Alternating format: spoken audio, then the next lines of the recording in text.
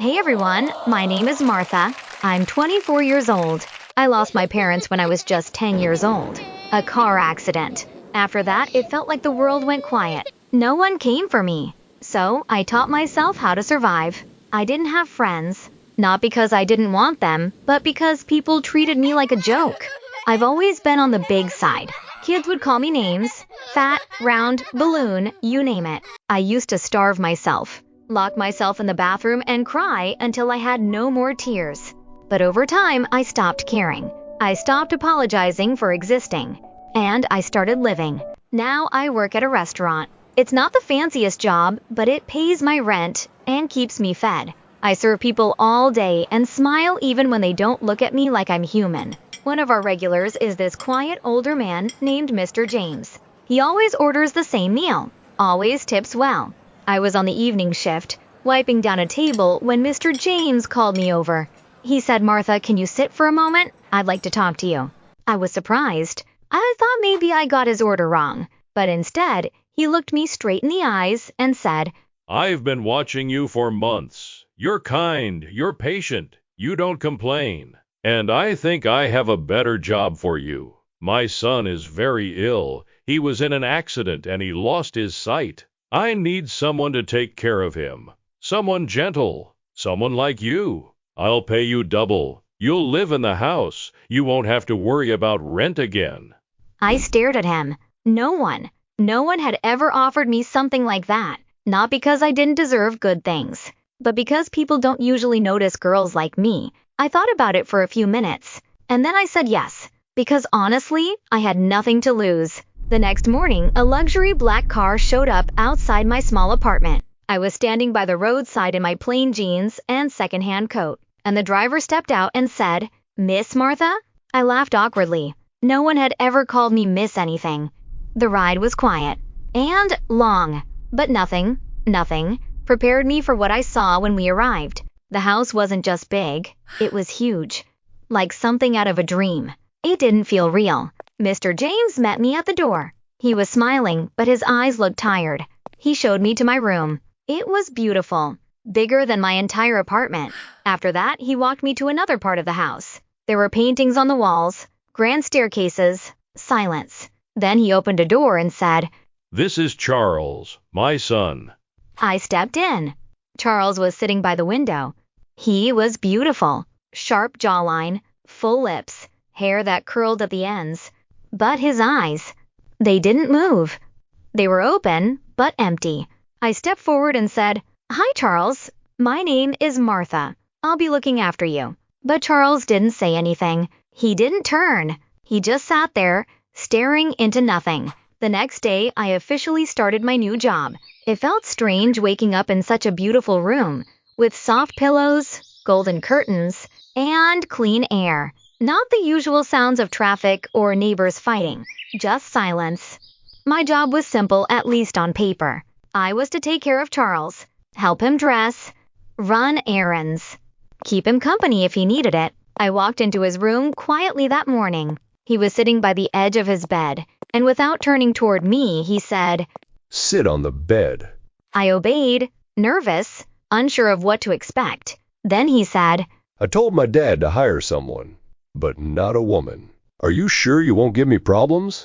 I looked at him, those lifeless eyes staring into space, yet his tone was sharp. I took a breath. "Yes, I won't give you problems," I replied, softly. He didn't say anything for a while. Then, still not facing me, he said, "Get my white polo from the wardrobe." Just like that, the conversation ended. Just like that, I became an invisible servant. It's been 2 weeks now. 2 full weeks working for Charles. And honestly, I don't hate it. I'm saving money. I don't pay rent. I don't worry about food. Mr. James is kind, always checking in on me. And the house? It still feels unreal. But Charles is different. He barely talks to me unless he's sending me on an errand. No, thank you. No, how are you? Just sharp commands. And yet, sometimes when I'm helping him change, I can't help but notice how handsome he is. Not just regular cute, he's the kind of man who could be on magazine covers. Then one morning, I walked into his room as usual. And I stopped. He was sitting on the floor. His phone was in pieces around him, and he was crying. I froze. I had never seen him like that. The tough, cold, unbothered Charles, crying like a child. I didn't say anything. I quietly bent down, picking up the pieces of his phone. That's when his voice cut through the air. You fool. Can you just leave me alone?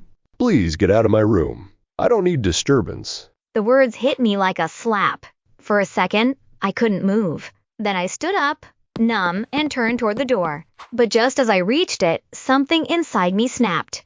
I turned back, and I said, "Don't you ever talk to me like that again. I am not the cause of your pain.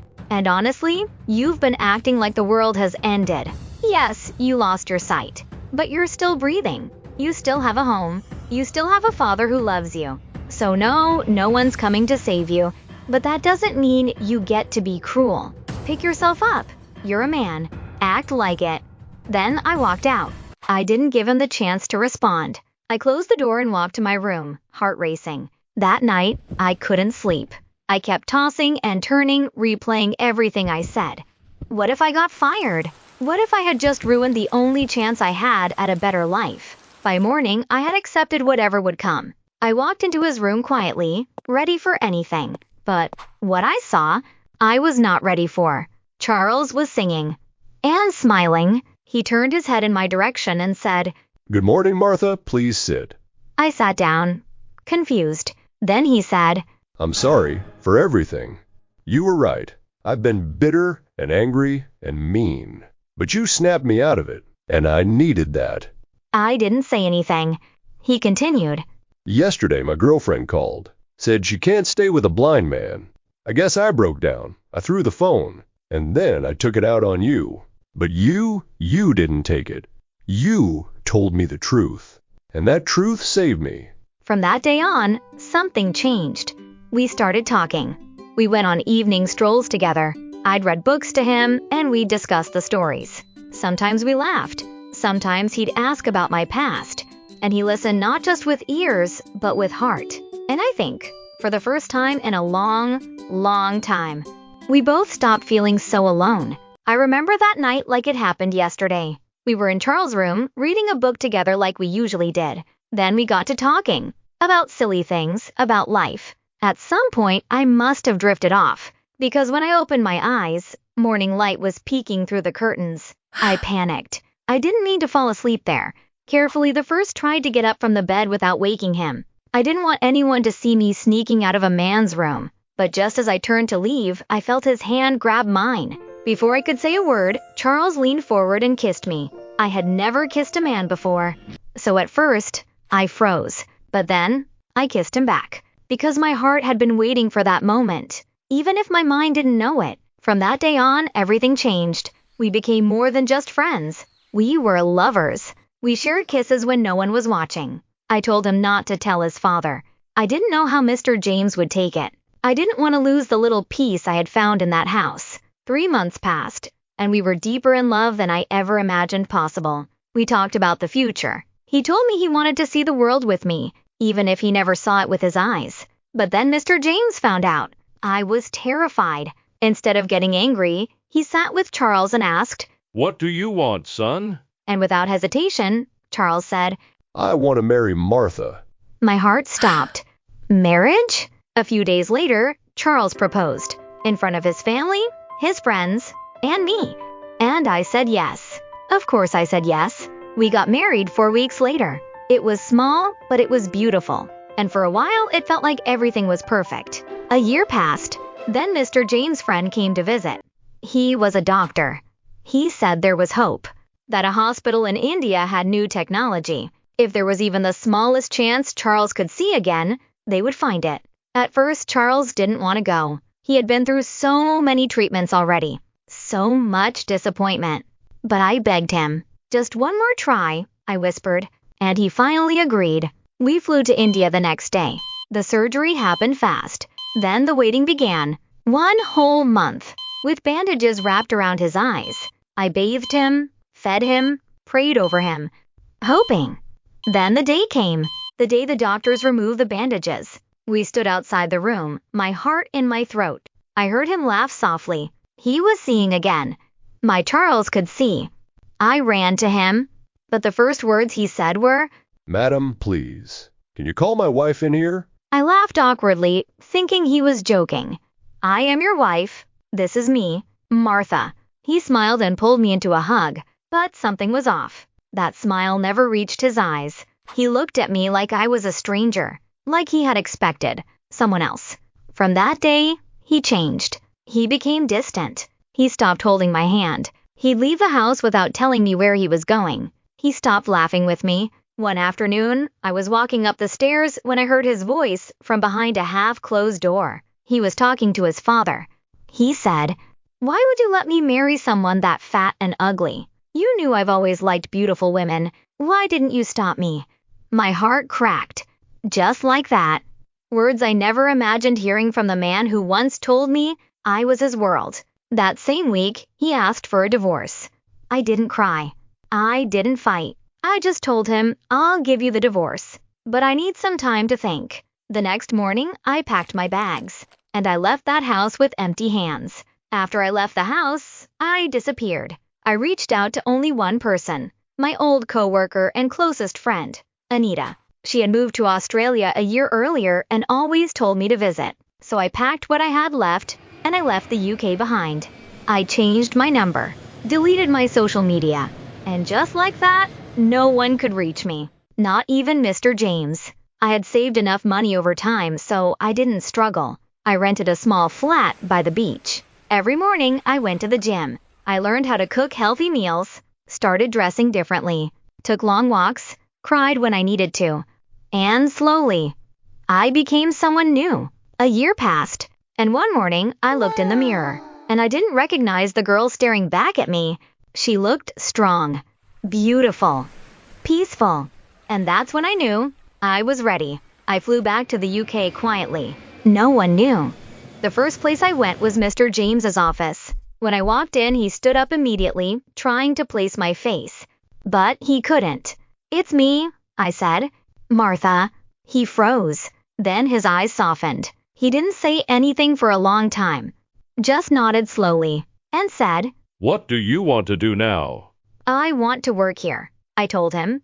"Just give me a job. Don't tell Charles anything." He agreed. And just like that, I was working in the same company where my ex-husband was a major stakeholder. The first day Charles saw me, I felt his eyes on me like a magnet. He stared for too long, and finally asked, Have we met before? I smiled. "Don't think so," I said softly. Weeks passed, and he kept coming back. He sent flowers to my desk. He would linger near me after meetings, drop compliments, ask to take me out. He had no clue, not even the slightest idea. One day I said yes.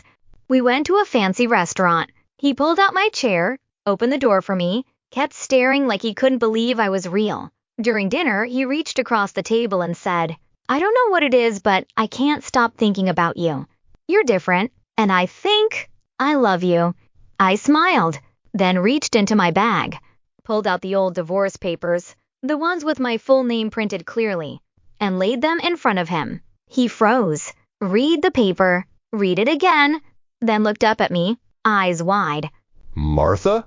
His voice broke.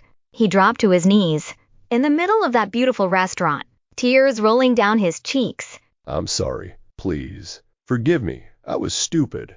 I was blind in more ways than one. But I didn't cry. I didn't feel weak. I just stood up slowly, looked down at him, and said, "I already left a long time ago." And I walked away. The next morning, Mr. James called. His voice was calm. Martha, I just want to say I'm proud of you. Do whatever makes you happy. The divorce was finalized weeks later, and because of how the law works, I inherited half of Charles's wealth. Suddenly, I was rich. Really rich. But more than that, I was free.